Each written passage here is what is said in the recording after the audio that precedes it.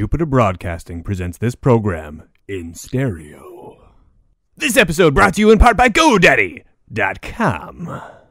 This week on the Linux Action Show, we fired up the barbecue for Linux's 20th birthday, but we get things started by throwing HP into the action fire. Then we bring on Aaron Siego from the KDE project, and he blows our minds with his toys from the future. Oh, this week on the Linux Action Show.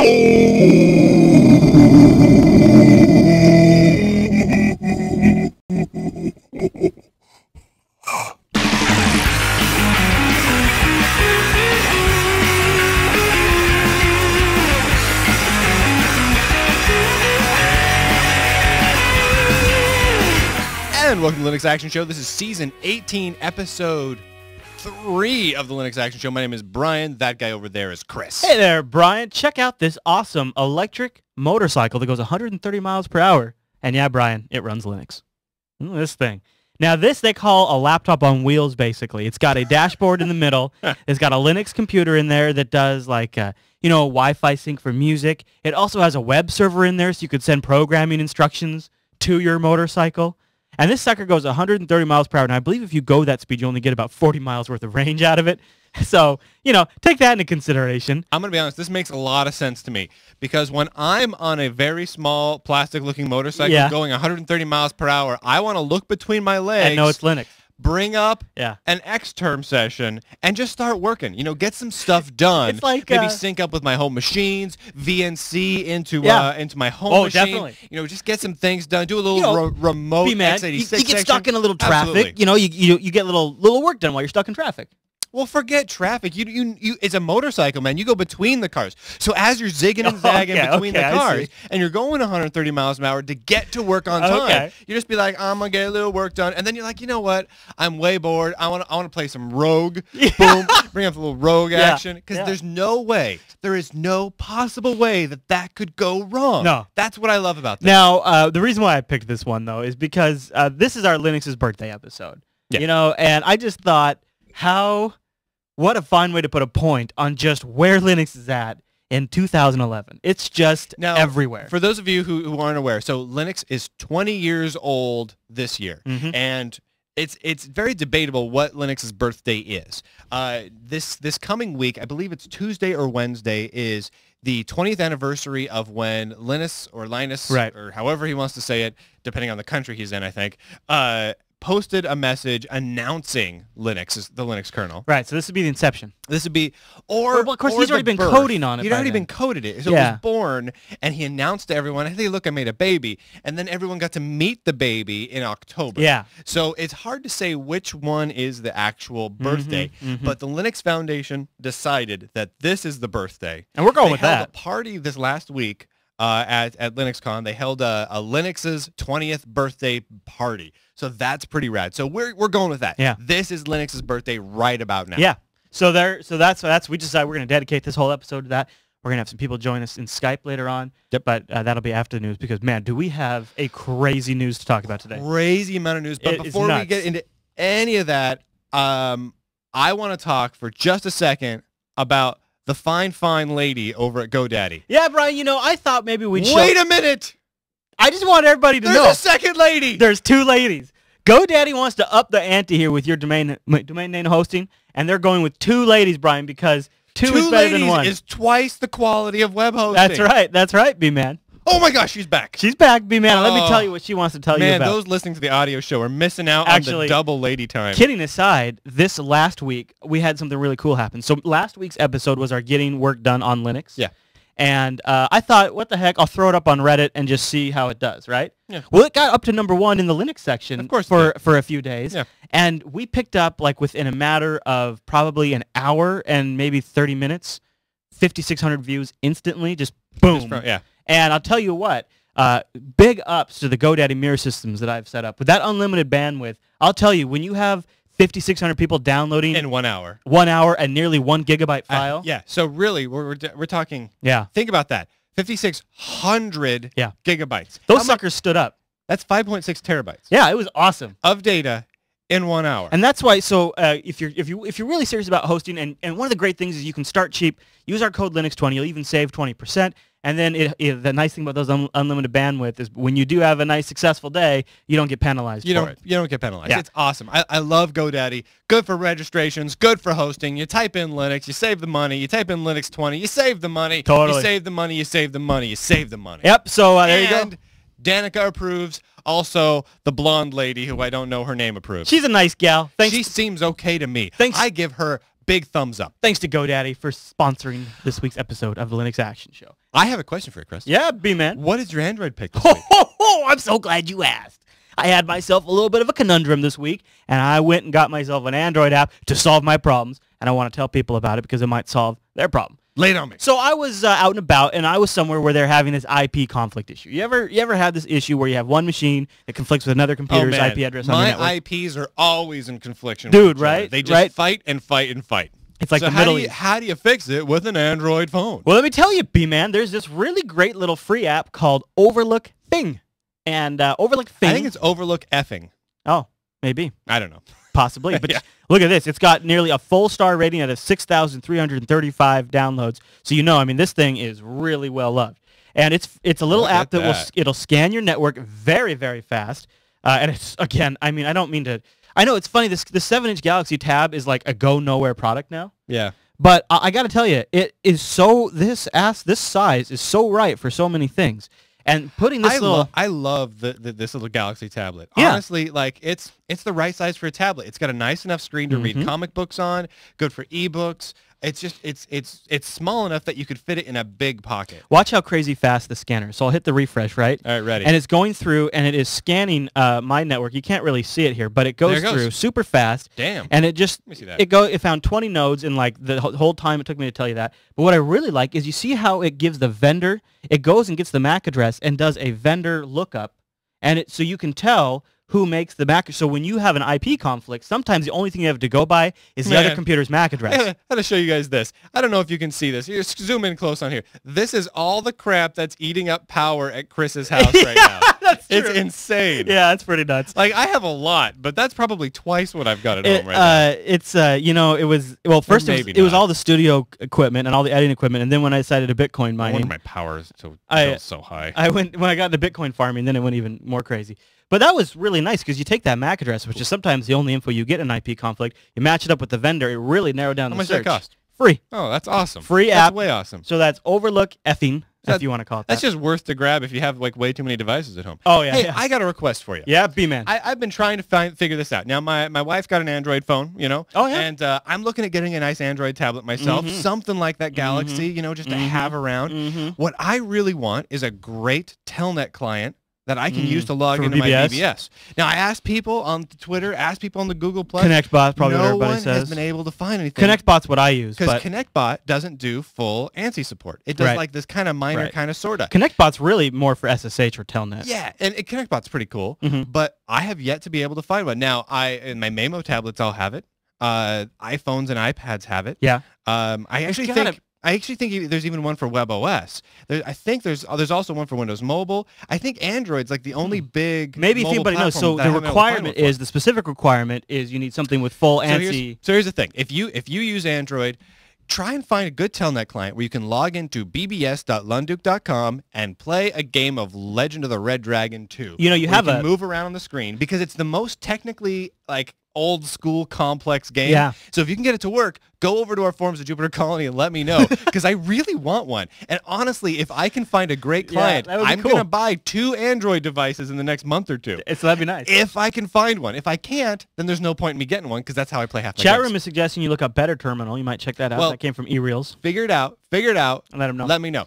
And don't you, of course, have you tried it in your Flash player? Because, the Android browsers have Flash. I have. It gets a little weird. All right, yeah. all right. So what do you got for a Linux pick this week, sir? So Linux pick this week's a little different than last week. Last week, you remember, we did Inkscape with this big, giant application, great for getting some work done. This week, I'm kind of dipping into the old school bag a little Oh, bit. I love this pick. And I started thinking, I'm like, you know what? Think back to the old days of the internet. Remember Gopher? Yeah. Remember Gopher was Telnet? offered. Remember BBS? Dude, I used Telnet. Dude, Don't start with me. I'm just saying, Tell man. that BBS lives on You got forever. a theme going here. And I love that old school stuff.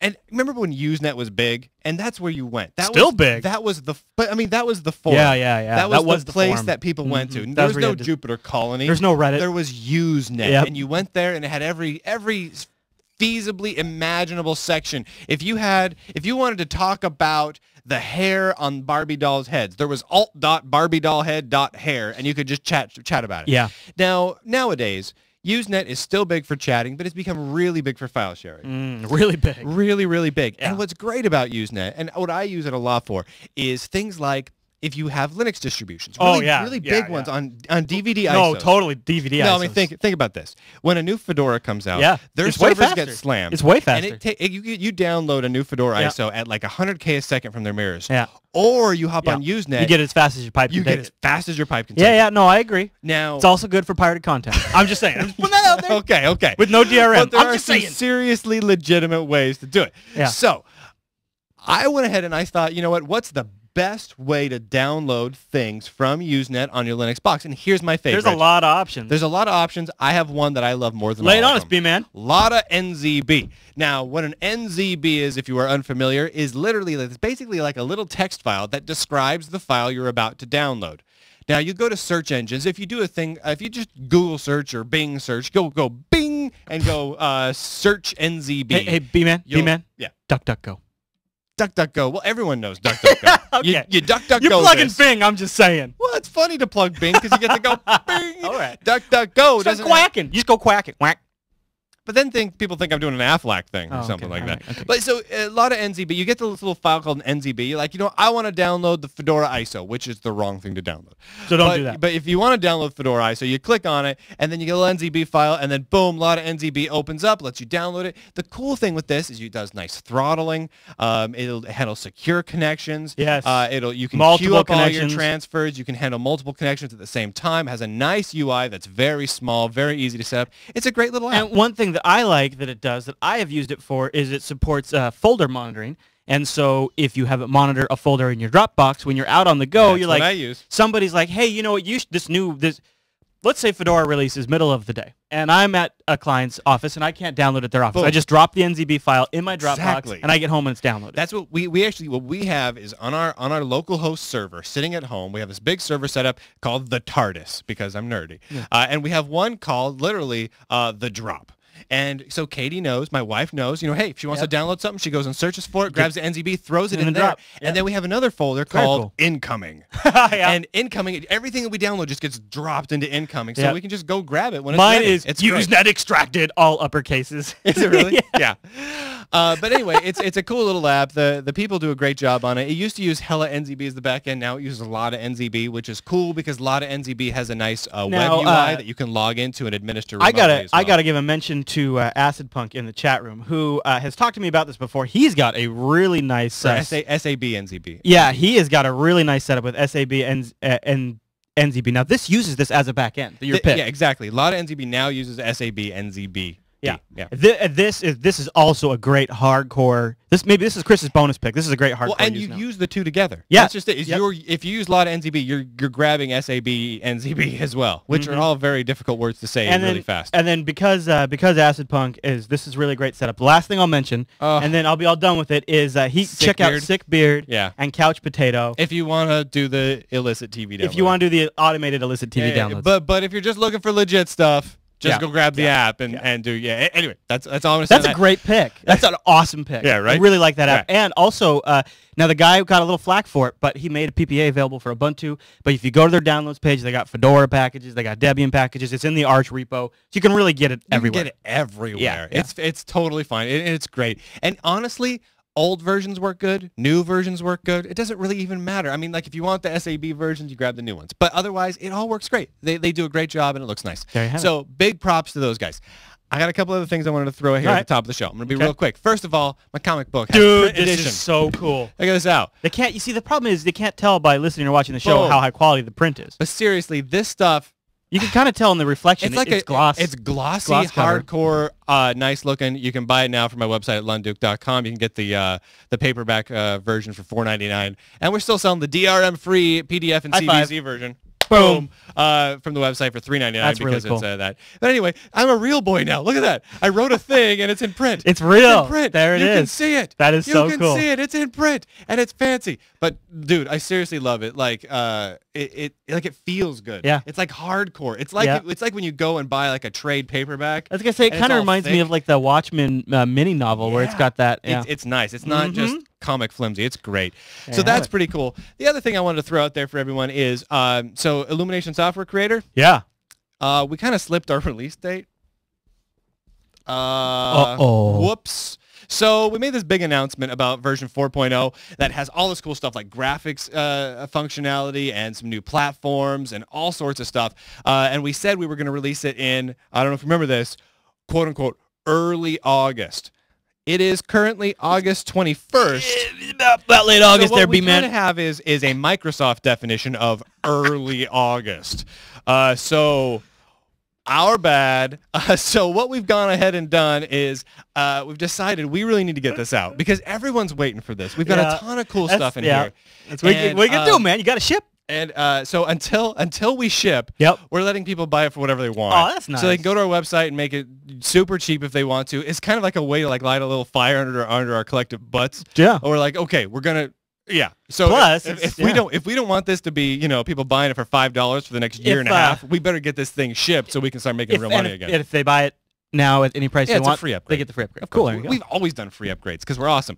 I got to tell this. This is a Go ahead. little side anecdote. All right. So you want to know why? This is gonna be a big show. You know what? All right, dude, go there's ahead. so much stuff happening. All right, You know why we were late? Uh-oh. The thing is done. Yeah. Now you may think, HP announced the WebOS stuff. We'll talk about that later. Maybe it's related to that. Nope. That's It's what I a would've figured. licensing deal for the HTML5 part. We found this really cool piece of code that we licensed from a developer because it is awesome. And I don't want to name the developer because I don't want him to get upset about it. He's a really cool guy, I think. We came up with a deal because we wanted to license it because we want to make it so that if you build an HTML5 web application with Illumination, you're unencumbered by licenses and you get this really cool functionality. So we built this cool framework he built into it. So That's it's cool. part of the apps. Okay. And it adds a bunch of new functionality. It adds all sorts of cool stuff. And I love it. He decided to kind of change things on us. Now, this is partly our fault because we didn't have the contract solidified and in place in time. And about 2 weeks ago, he decided to change it. Now, this was after all the work was already done, but it seemed like a done deal. We jumped the gun on it, and he decided to change it at the last minute. And the change he wanted to make would make it so that people who released their HTML5 web apps would not be free. It would not be totally free. Like, it would still be a little bit encumbered. That's not cool. So we can't allow that. That's no good at all. Yeah. So we're in negotiations right now, and we have a backup plan of ripping that framework out and redoing part of it. But so we've got two things we're fixing up at the last minute. So we're kind of scrambling to get that all figured out. But That's a bummer. seriously, You get it worked out though, right? We'll get it worked out. Maybe tomorrow. Maybe a few days from now. We don't know. Yeah. So we're working on it, but big sorry for everyone who is waiting for it because it's awesome and we're using it and it's great. Man, Well, that's if cool. only you guys could use it. It's really nice. So anyway, that's all. I wanted to throw that out there because man, I tell you, licensing software is a pain in the butt. Major pain in the butt. Pain in the butt. That's why open source, dude. Dude, so here's the thing. If you create an app with Illumination, all the source code it spits out, there's no licenses on it. Right. It's yours. Right. That's nice. That's how things should be. Anyway. Yeah. Anyway, sorry. That's all I had to say on that. I just wanted to throw that out there. RadicalBreeze.com. There you have it. All right, B-Man. Let's do the news. Okay.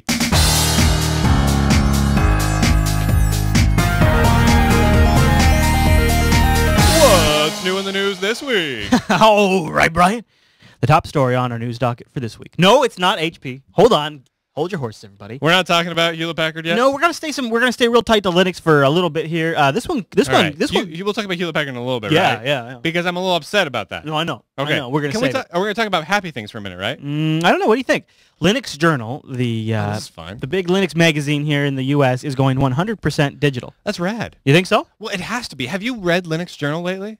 Like I love. Yeah, I got Linux it right Journal. here. Yeah, I've got. I get mine at home. Here's the thing with Linux Journal. Which issue is this? Oh, okay. So it's This is fairly like 2 recent. ago. Yeah. So here's the problem with Linux Journal. So I've been in like half of the Linux journals. But when you get like a review in Linux Journal, so like Illumination was reviewed in Linux Journal.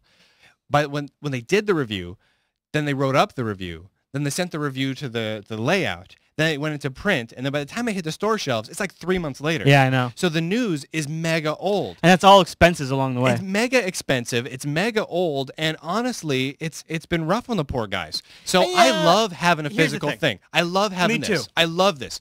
I love this very. I mean, because it's kind of funny. You just started here's doing. the thing. You just started doing this, Yeah, right? so I have my own comic book in print, and like I've been selling the digital version for like 2 weeks now. And, you know, lots of people have been buying it and loving it, and that's great. But there's something about getting the print edition where it made it feel amazing. I think that's why some people are upset. But honestly, if it was news, if this wasn't a comic book, if this was news, we'd have to just do the digital version. But here's the thing. This, I mean, that would be like the Linux Action Show only being available on DVD. What we would have to do is what the magazines have to do is we would have to adjust our content to be longer format. Like what we would do is more of like those in-depth, like cross-platform development type series. You know what would work, actually? Instead of going that, or go smaller, print on demand. Yeah. Do a digital one and make a deal with Amazon or someone That makes else sense. where people can pick up the print-on-demand version that's just the digital version printed out. I could see that working. So they're going to go to like a PDF they're going to email out with also an online browser. And you guys, I've got a link if you can get like you can see a sample version of it, looks from good. the show notes. Yeah. You know, so I think this trouble is for a magazine to work, it's got to be a long format style. That's why people want to read it and hold it. And if you go online, it seems like the push there, the motivation is to become very current. You know, real news, late breaking kind of stuff. And the problem with that is, while the Linux market isn't always excellently served, it's not underserved. And there's already sites out there that do late breaking news.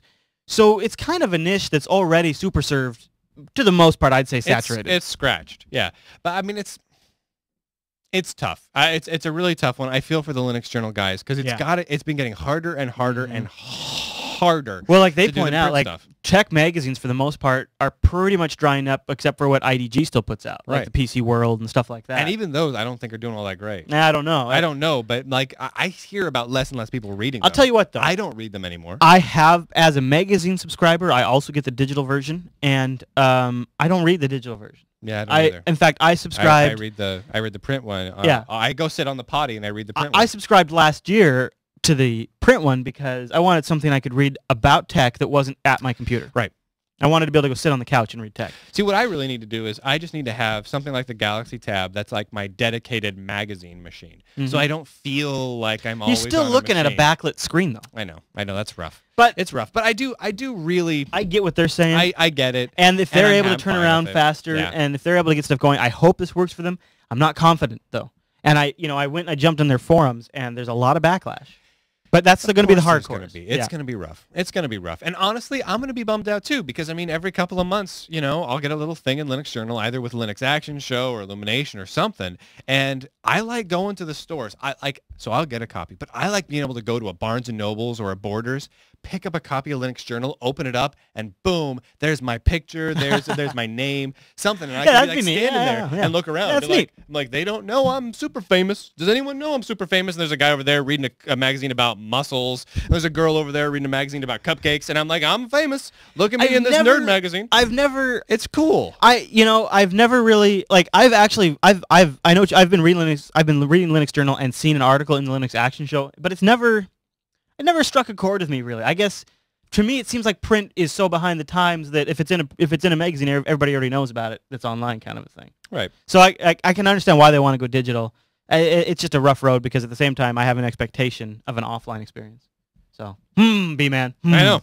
I Why like it. don't we move on to something a little positive? I think All right. That was pretty positive. All right. Fine. Okay, we'll see. I want to see Linux Journal stick around. I'd like to know what you guys Whatever think. they have to do to stay profitable, I think they should do because I want them to stick around because I think they're a great resource. Now we're a digital-only distribution, so I'd be kind of what's the problem? I'd be kind of surprised if our audience was all pissed off I about wonder. it. Let me know. Leave a comment it's somewhere. cool, but Yeah. I mean... Yeah.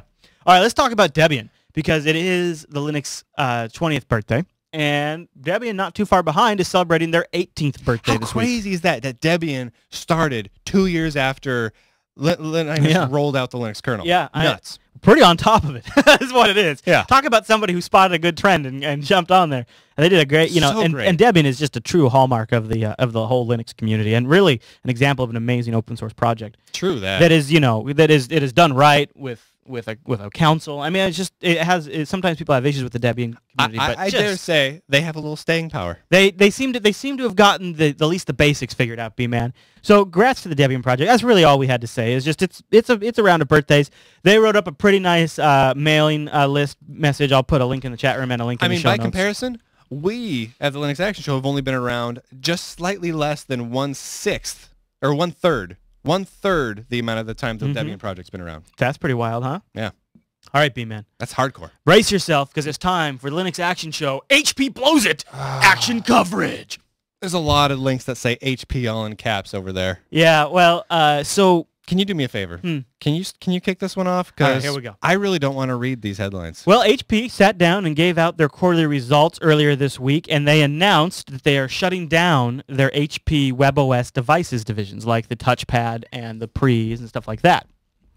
And they've also announced an interest in selling off their PC division, but we'll focus on the WebOS aspect of that for right now. Okay, seriously, let's talk about this first. Or wait, we're going to talk about the PC thing later, right? Sure. Yeah, okay, good. Yeah. Because that is stupid. I know, right? Okay. Let's talk about the WebOS. So this is essentially, now there's been a lot of stuff going around about this, but here's what we know at this point on Sunday, August 21st, 2011, as we're recovering this. Now I expect the reason I have titled this the HP blows it action coverage, Because they blew it? well, and I have a sneaking suspicion that probably over the next 2 years now we will be reporting on the steady decline of HP. So HP has announced that they don't want to be in the direct devices area anymore. I think if you read the tea leaves, they just don't feel like they can compete. They don't have the overall ecosystem that some of the other vendors have, like Google and Apple and Microsoft. So they feel like maybe there's potential in licensing WebOS. They said they're doubling. They said this is an effort to focus on WebOS and focus on the platform and get somebody out there, get another vendor to focus on the hardware aspect of it. Now, the problem is Because HP has never made hardware before. Well, and the other thing about it is if Ever. They don't even know what hardware is. What can HP do that HTC couldn't do, or vice versa? What's HTC going to be able to do? I mean, it's the same wherever you take WebOS. It's the same fundamental problem. Same thing. There's no momentum, and there's so much momentum behind the other platforms.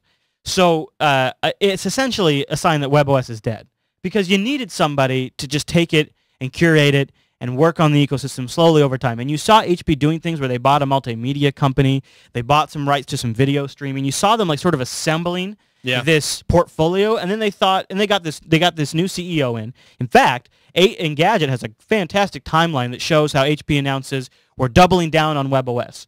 And then they came out and they said, we don't want to just be the number one platform, but HP, our tablet platform is going to be number one plus. That's what we're going to be number one plus. We're going to be better than the iPad. We're going to be better than Android. We're going to be amazing, right? What the hell kind of world do these guys live in? So then today, of course, or this week, they announced that they're just S-canning the whole platform. Yeah. And the unfortunate thing is about 4 episodes ago or so, I don't remember, it was last season. That's forever ago. You and I reviewed WebOS. Yep, WebOS 3, and it was awesome, and it is awesome. Mm-hmm. Yep, and here's the great bit. Here's the bit I like. Okay. My company committed to having full WebOS support in our product. Yeah. We built it. You can make damned WebOS And then they kill it? applications in Well, Illumination Software here's Creator. Here's the thing. Illumination Software Creator 4 was supposed to ship this last Monday. Yeah. Yeah. So literally, We covered that earlier. If I hadn't been late, Yeah. I would You have would've shipped like 2 days before they killed the whole damn thing. That sucks, man. So big thanks for HP for wasting a tremendous amount of my time and money. I really appreciate it. No, don't get up and let me know that you're going to totally destroy everything. Don't tell me about it. Well, Just go ahead and do it it. was a pretty soft launch of the touchpad, but hold on. HP says we're not walking away from WebOS. In fact, they say they're really going to focus more on WebOS. Oh yeah. Do you read some of these quotes from this guy? Yeah. So basically what it comes out and says is this. They are not going to make WebOS devices because it's totally not worth it, but WebOS is totally awesome and totally worth making devices for. Yeah, That's what he said. That's what he's saying. He literally, I mean, I'm paraphrasing, but he comes out and says how amazing it is and how everyone's totally going to want to make these devices because it's going to make them a ton of money. So they're going to license WebOS to like everybody, and everyone's going to totally make devices. It's going to be totally profitable. But HP is not going to do it because there's no way you can make money making WebOS devices. Here's what HP said. They said a stupid press thing to get out there. How are you going to license it to people when you've made a big, giant stink? Dude, you are willing to sell. They said they're not willing to invest in the platform. And so here's what this is directly from them. So they're saying, well, if they're not willing to invest in it, who's going to invest in it? They're not willing to invest in it. So the HP touchpad costs over $300 to make each one. Yeah. So HP is like, not only is it they're not willing to invest in new devices, they are so afraid of touching WebOS that devices that they spent personally over $300 on, they're willing to sell for $100 right now, which they're doing like crazy. Yep. In order just to get it away from them. They're going to take how much they hate WebOS. They're going to take. Otherwise, why would you do that? They mentioned, and I have a link to everything we're talking about. We have source links in the HP Blows It Action Coverage Roundup links. But if you look at the Wall Street Journal's coverage of their earnings report, according to Wall Street Journal, HP will take over a $400 million hit in order to reabsorb the cost of the HP touchpads. What the hell? Now, here's the other crazy thing: is HP is thrown down and they're buying a company for $10 billion. And this company is like an enterprise services company. I think what you have here is HP looked at the market and said, we can't compete with Apple. And so what we're going to do is instead of competing with Apple, we'll just change the company we are. We're gonna compete with Oracle and IBM. And we're going to become a Oracle IBM-like company where we go in the enterprise route, we innovate and license that. In fact, Did you know I used to work for HP? No. Yeah. I worked for HP right out of school. I went to work for HP. I did repairs of like HP used to make Unix workstations. Yeah, oh yeah. So HP-UX, these old Apollo workstations. Oh, I did know this. That's right. Yeah, so I used to do things like I used to go around repairing these crazy archaic old systems. Even at the time, even 10 years ago, these were like 10 and 20 years old. But, you know, big companies like Boeing would use them as like architectural drafting stations, and no one knew how to work them. No one knew how to fix them. So I would go in and I'd get them working again and all that sort of thing. So I worked for HP for a while. And the thing is, HP always did a great job in the past of knowing who they were and being cool with it. Like, they made printers and plotters. They made HP-UX stations. That was they when made servers. They were a family-run company. They were a family-run company. They got it. And they knew they made a ton of different things. They knew that. And they knew that their different divisions of the company didn't really overlap all that well. But they made the best of it, and they made cool stuff anyway. Forget it. Now they don't even know what they are. Well, here's what their issue is seriously, and you guys know we are not Apple fans. We are not Apple fans, but it's not a tablet market. It's an iPad market. It really is. And the fact is HP couldn't sell 260,000 of these tablets, and Apple can't make enough. They're selling so many. And the difference there is HP said we can't win that game, right? Right. But the other problem came is if you look at where they make money, is for one tower that Apple sells, it takes HP 7 to earn the same amount of revenue. Right. The other issue is in mobile devices. Dell is starting to climb up the tree very fast because Dell has brought the quality of their laptops up. HP's quality has been going down, and Apple now in this last quarter has surpassed all of them in laptop sales. Yeah. Freaking Apple. Freaking Apple. So HP is losing on the tablet front. They can't compete, and now they're losing out to Dell and Apple in the mobility front, and on the laptop front. So they're sitting here losing around on all sides, and they figure, all right, we're just going to jettison all this stuff, and we're going to go this direction because at least those guys aren't competing that well in that area. So because we're not number one, we're bailing. I guess That's so. literally what they said, because they're making money. Yeah. Their personal services division that makes their desktop computers, that makes the WebOS pads, they were profitable. Yep. Making money. Yeah. So literally they came out and said, this is making us money, but not enough, so we're going to stop making money now. Well, what's crazy is how stupid is that? They're dropping $10 billion on that software services company. It's not anonymous. I forget what it's called. I can't remember. But that's it's not autonomy. Yeah. They're dropping like $10 billion on that. HP only has like $12 billion in the bank. Right. So they That's are. it. This is the farm, man. This is the whole farm thing. plus our emergency slush fund is what they have a slush fund left now. So they went from company that had a Unix background Mm-hmm. that made really cool devices that worked well under Linux and Unix and everything, printers and plotters and scanners and all sorts of stuff that Yep. worked well and was Yep. standards compliant. Right. And having a mobile platform that was probably one of the most open source friendly on the planet that was actually Yeah. shipping on devices. Yeah. To literally killing everything. Well, I think they're and keeping having nothing. They're keeping their They're servers keeping their printers. and their printers because and their printers make all of their money. I think all of it. I think virtualization has been eating up the HP server sales as well. So Yeah. I think that's starting That'll to decline go as well. away. It's a tough spot for HP, but the real loss here, the long-term loss, as in for technology, is a real open Linux-based platform. Yep. Android has, you see the lockdown that the phone vendors can do. You see the lockdown that the Android vendors can do. You have to wonder, too, now what is going to happen down the road, because what you really wanted was this sort of rogue element in there, sort of forcing people to really own up to the openness that they claim they support. Yeah.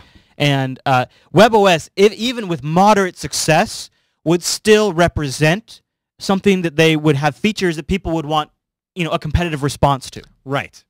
So we still lose. All the platforms lose by WebOS dying. Everyone loses. And I maybe somebody like HTC will come along and be like, man, we are getting our butts sued over Android so much we're going to go WebOS.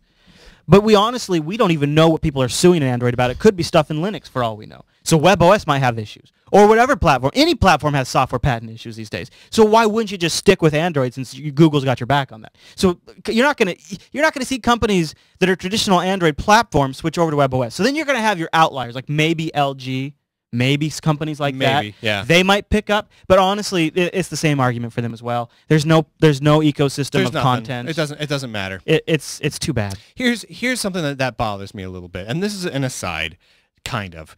Now, HP came out with WebOS, and WebOS is cool. We both agree. It's a really cool platform. And a lot of people, new users with that $99, I saw in Google Plus, tons of people were getting touchpads. Oh, dude, honestly, it's going to sell through the roof. It's probably going to be the #1 selling tablet this weekend. It'll sell out. Oh, actually, it's already sold out. It's sold out most places. Yeah. There's 250,000 of them from Best Buy that are getting shipped back to HP that HP will be reselling again through their website. All I guess. right. Pretty I soon. keep checking Amazon. I haven't seen it on Amazon. So yet. there's going to be more for sale, but not all that much. So, I'm gonna check so that's Amazon. all great. That's all great. So there's going to be a lot of WebOS devices out there. However, as a developer, I just invested a ton of money and time making software for this, along with a lot of other developers out there, and HP gave us no heads up. Yeah, that's what's crazy. We have no reason to believe, and HP made the worst sales pitch humanly possible to license a platform. Yeah. I mean, this would be the equivalent of Microsoft. Let's say Microsoft used to make desktop PCs. They'd stop and say, you know what? And literally come out and said, Windows is not good on PCs. There is no money in this. You cannot make money on this. No. But we're going to license it to IBM and Hewlett-Packard and Compaq and everybody. But you're going to make a ton of money, guys. so We promise. There's a back channel. Nobody would have bought Windows if Microsoft had done that. So people I think started picking up on that and started questioning HP. And then when that started happening, there was a back channel story that came out about how HP developers internally loaded WebOS on an iPad and it ran twice as fast on the iPad than it did on the WebOS hardware. Right. Which it sounds like that's a story that they're trying to leak out. They're saying, well, it wasn't the OS, it was the hardware, and we're just giving up. But We're just giving up on hardware. But if you actually read what they're saying, it's the whole investment in the platform. And it's a damn shame. And I don't want WebOS just to turn into a touchscreen OS for printers. God. Like just terrible. The new LaserJet WebOS edition or something. Because because that's what Illumination will do. It'll help build stuff for like 4 HP printers. That's fantastic. So that kind of torques me off. Yeah. But I guess here's the thing: you come up with a cool platform like WebOS. Or Migo, or Mamo. Or all these different platforms, right? Some of them are open, some of them are not. And the big thing that people talk about is, where's the app set? Where's all the apps and where's the content? I need more apps, otherwise the platform will die. If there's not enough apps, there's not enough people. If there's not enough people, there won't be enough apps. So new platforms can't take off. We call that chicken and the egg problem. Here's the thing I don't understand. Let's take Android for a second. Okay. Android's based on Linux, right? Here it is. However, no Linux apps. What? Oh, you can't run Linux apps. Yeah. Why the hell not? Because you run inside this virtual machine. That's just a mistake. Like, literally, like we're doing Linux app picks every week. Yeah. Good damned apps. Yeah, they're great. Wouldn't it be cool to have all those Linux apps that we've already talked about on the show on a handheld? You know, I think the problem is people like you and I would love that, but in order to sell 300,000 devices a day, you need to have this whole different UI. The people have the general populace has decided they don't want desktop apps. I guess you know what? I don't want that. Right. That's the want, thing. What I want, and what I'm willing to say is probably what you want, Yeah. and what half of the people watching the show want is they want to be able a to real grab powerful device, a portable device. They want a phone. They want a tablet. They want a netbook. They want a touchscreen tablet. They want a full laptop. They want their desktop, and they want to be able to run the same damn freaking apps on all of them. Yeah. And you know what? Maybe some of their phone apps are really cool, fingery, swipey apps, but maybe some of them are kind of hard to use because they're full desktop apps. But you know what? They still give you amazing functionality. We're completely by not allowing on Android devices and not having these platforms that are based on Linux but don't run Linux apps. We're completely negating one of the amazing benefits of Linux is that you can build apps for ARM CPUs, Intel, and PowerPC, and they will run on all these different platforms. And it's like one of the best things. Hell, there are so many great apps that are Python apps, and scripting type system apps using Qt and GTK and all these other things that you don't even have to recompile the damn thing. It's true. They're already built to run on resizable UIs. They're already. So here's what I'm thinking. Yeah. What is it, B-Man? It doesn't matter if a platform sells 100,000 units. It don't matter. What we need to not get jerked around anymore. This is why we love Linux in the first place, is that Microsoft, Apple, and everyone else can't jerk us around because we're in control If I don't like platform. Unity, I go use Mint. If I don't like what Mint does, I'll go use Fedora. Bingo. Yeah. So I am tired of it. I want a damned platform that I know I can use and run my apps on. I hear you. So I'm just going to take charge of that. But what hardware can you run it on? That's what I started thinking about. That's the problem, right? I mean, you got to have. There's probably only so many different devices you can. Disagree. So here we go. So I started thinking long and hard about this and doing a little research. I've been researching all this last week. What can we do so that we can have phones, tablets, desktops, and laptops all running the same basic, essentially Linux distribution, maybe with different repos because different processor types, but the same basic software, the same basic the same basic stack up and down, different processor compiled for. Okay. What can we do? Well, it turns out that, oh, look, 18-year-old Debian runs on every damned processor type on the planet. That's true. Not only that, but if you look through a lot of the different Android phones, just good old Debian. my good old-fashioned N900 here, which you can buy fairly cheap now, which is a great phone still, you can get a Debian up and running on these phones with full functionality for the telephony stacks. You can make and receive phone calls, data services, touchscreens, sounds, hardware acceleration, the works. Now, it's presently a little complicated to get it running on a bunch of different devices, right? Yeah. Because you have to go through the steps.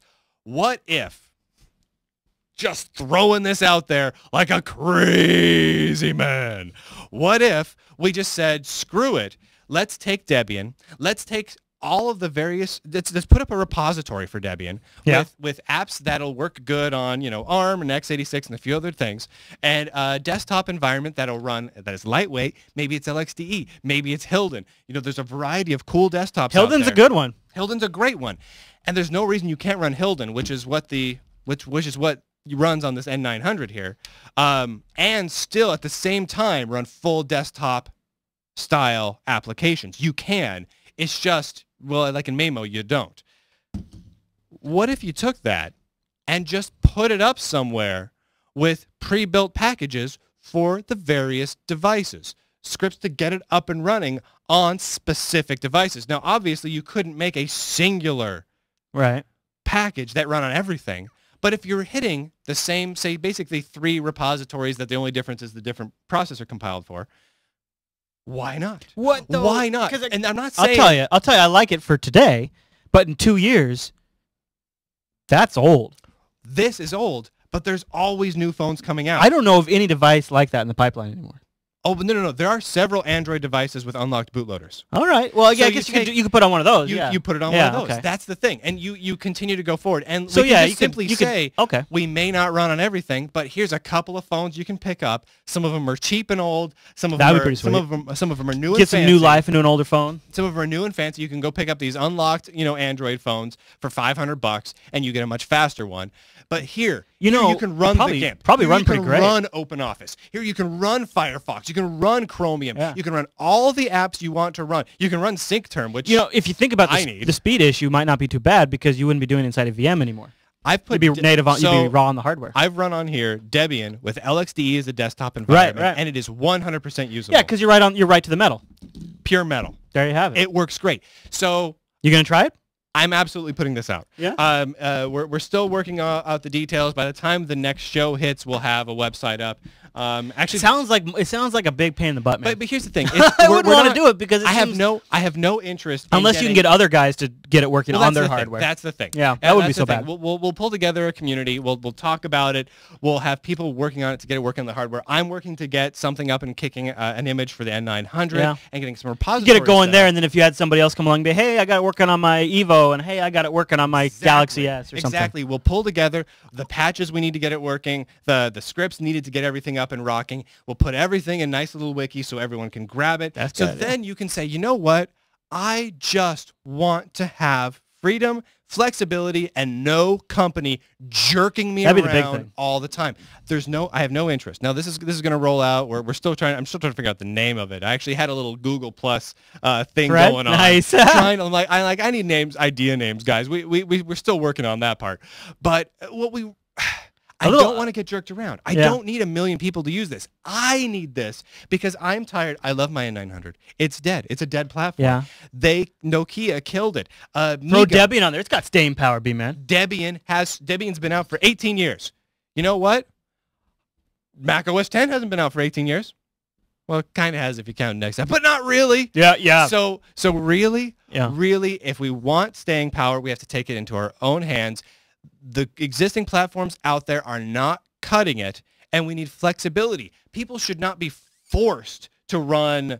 Let's say I choose that I want to run Hilden as my desktop environment. Why not? Chris, you could be like, you know what? I like LXDE. Yeah. I want to run LXDE. I want to put a little KDE4 action with some plasmoids on there. Yes, like the KDE mobile stuff Yeah. that's coming along. Yeah. Why not? It'll run on Debian. Yeah. So you get it set up. So you get a basic thing. Maybe you get a couple of packages Would love going that so on tablet. people can choose what they want. Now, All right. Well, here's what we need to do. We need to get we're you gonna to get get this that set up. going. You get that going, and then I need somebody out there to get it going on a Galaxy Tab. then Chris will be happy. Then I'll be happy, and then I'll make it. Then I'll start doing the app picks for that platform. Yeah. There you have So we're gonna get that up and rocking. And here's kind of what I decided already. Oh, yeah? I'm gonna add a little entry in Illumination that's specifically for whatever. Totally, OS is. dude. Just make it like a Python thing or something like that. Tie those suckers together. Just to kind of give it a little bit of love. But realistically, we need to not be reliant anymore. We need to not be reliant on on HP, Apple, Google, Microsoft, Motorola, which is now apparently going to be part of Google. But we need to not be reliant on these companies because they are jerking us around. Literally, platforms get announced, new devices get launched, and they take them away no more than a month or two later now. It's gotten so bad that literally Everybody's new gun-shy. tablet devices are being launched, like the touchpad, and taken away a month later. Yeah. A month. Dude, Is it a month or 2 months? There's gonna be 2 months. There's gonna be a lot of touchpads, Ridiculous. like 46 days. There's gonna be a lot of 6 damn days, yeah. dude. There's gonna be a lot of people out there with touchpads that are gonna be looking for a new OS in a little while. 46 days. Mhm. Are you kidding me? Yeah, it's like something like that, 46, 47. Could you imagine if 20 years ago, No. Mr. Torvalds had put up a thing that said, hey, here's the source code to Linux, and 46 days later, it didn't have world domination? He's like, forget it. No world domination in 46 days. Torvalds out. Well, can you imagine Debian? Can you imagine Stupid. when Debian started? I mean, it's different because there's not the profit thing here, but could you just think about like if Debian had given up 17 years ago? How different the Linux landscape would be today? Ridiculous. Hey, you know what? Anyway, if you're interested in following along, I'll have some posts over at lunduke.com. We'll be talking about that. We'll get a website up. This is going to be a community thing. This is not going to be my thing. I do not and will not own this. This is just what I want and need, so I'm making it happen. There you have it. All right, B-Man. Well, that's all the news for this week.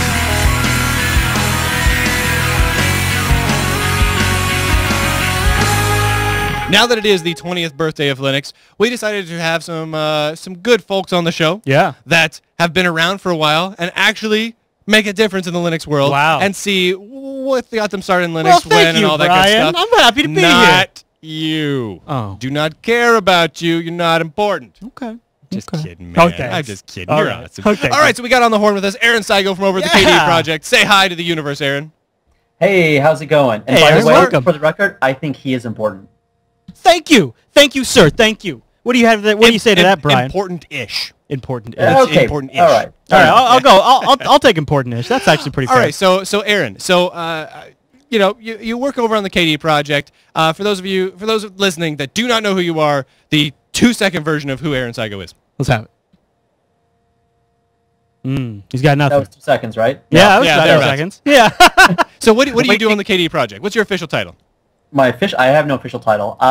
You gotta change that. I lead the Plasma project, the workspaces side of things, and I do a lot of the public face communication and community coordination in KDE. That's good because you're really long-winded. No, I'm just kidding. Oh, I remember we had you on the show.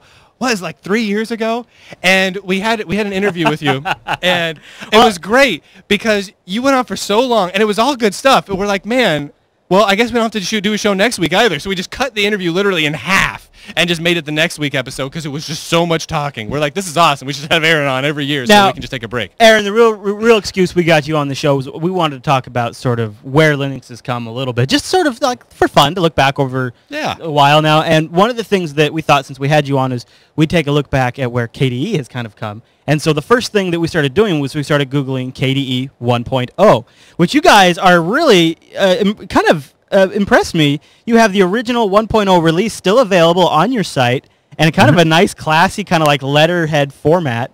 It does look pretty cool. It looks really classy. Yeah. So I don't know, man.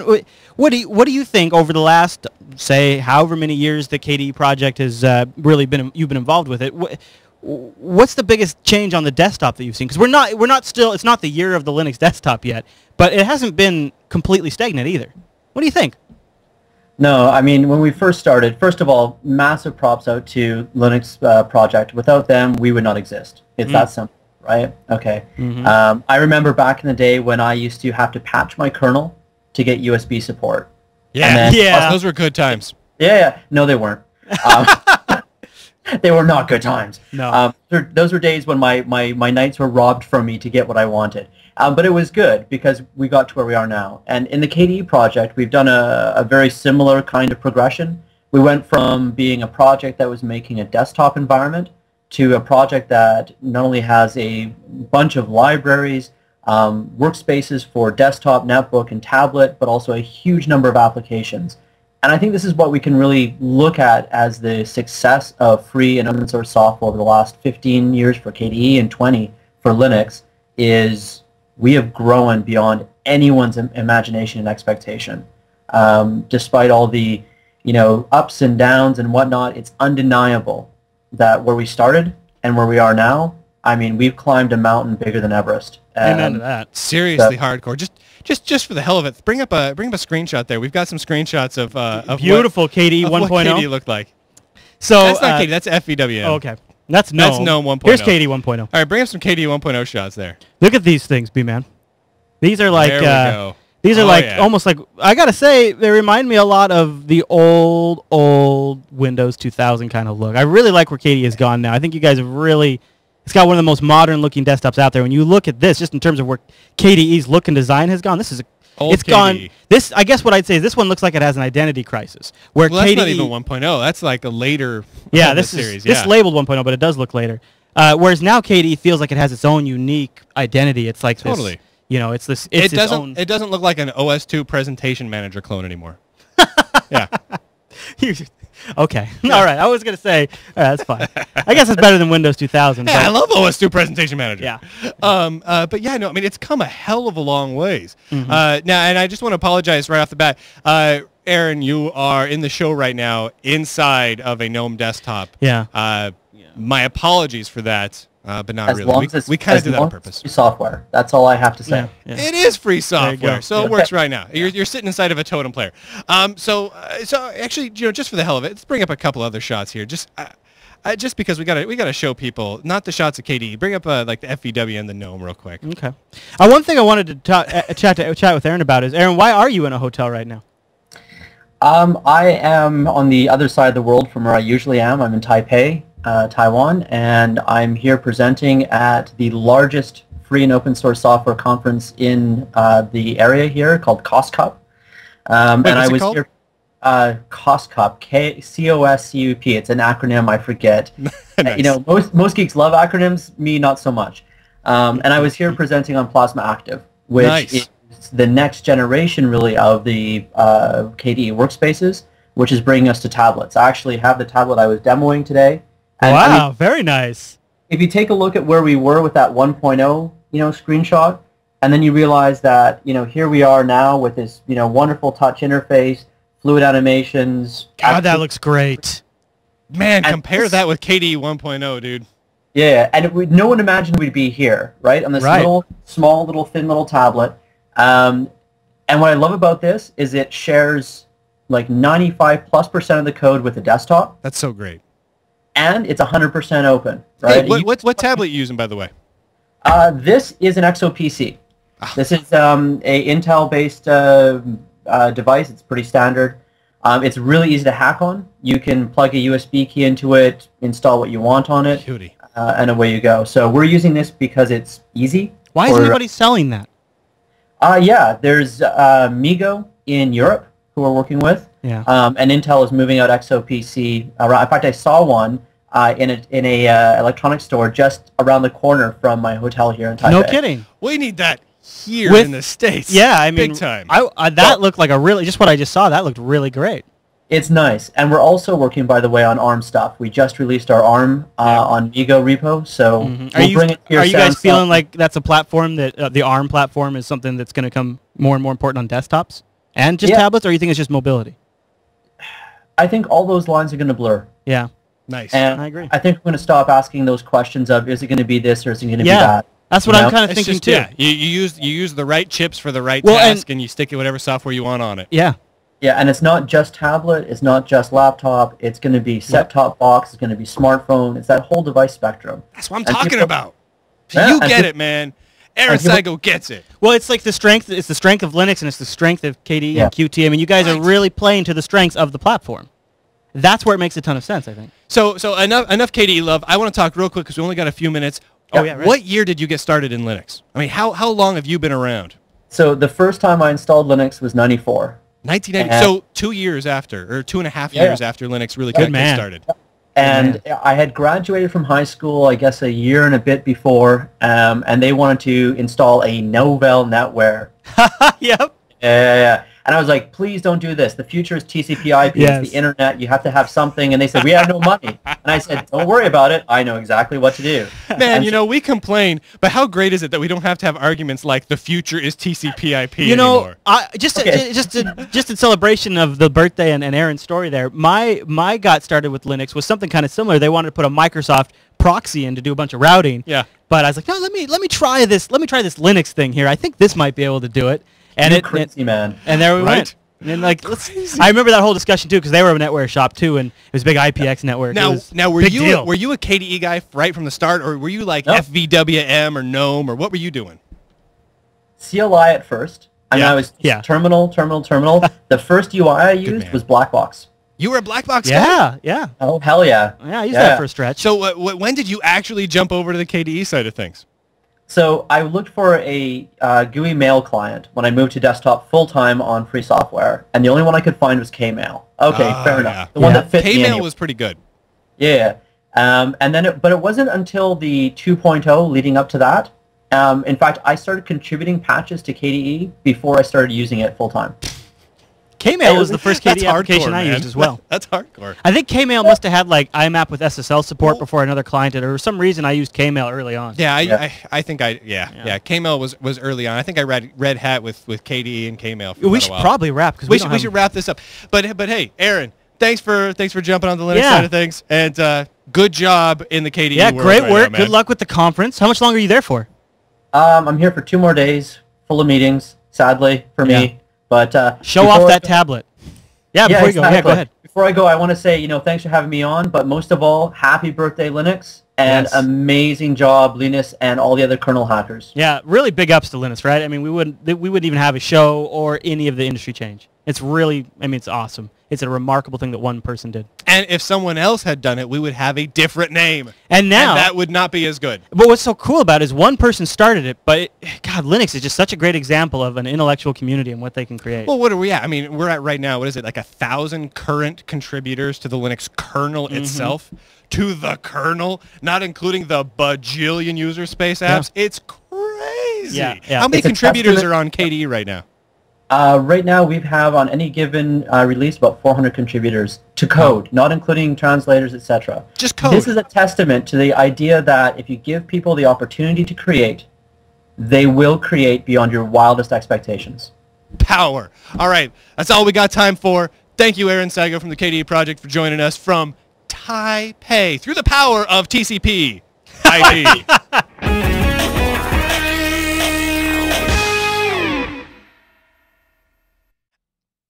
And that brings us to the end of this week's epic, mega, awesome episode of Linux Action Show. Happy birthday again, Linux. Thanks to Aaron Siego for joining us. Big thanks to HP for really pissing me off, but motivating us all to do better stuff without you. All sorts of good stuff going on.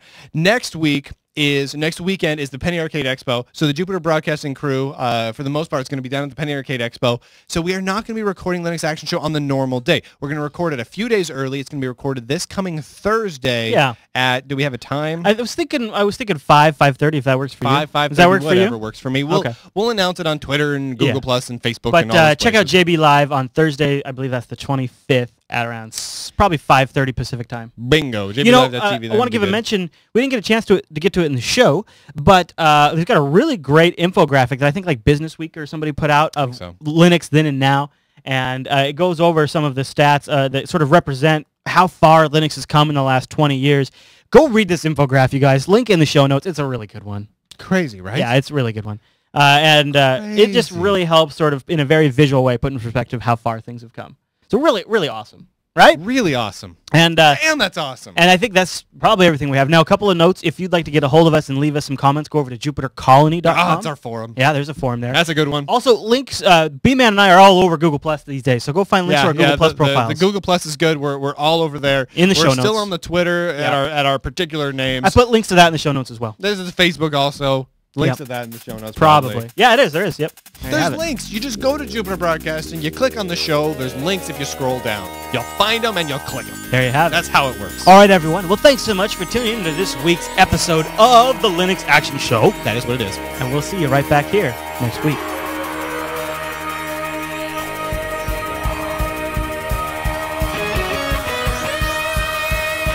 Silver lining to really crummy, mean clouds. There's little silver sparkles all over. Silver sparkles. Sparkle. Here we go. Here. It's getting warm, huh? Suspense. Say two. Same bat time. Wait, different bat time, but same bat channel. It's not as catchy when you change the time. Yeah, it's not as catchy.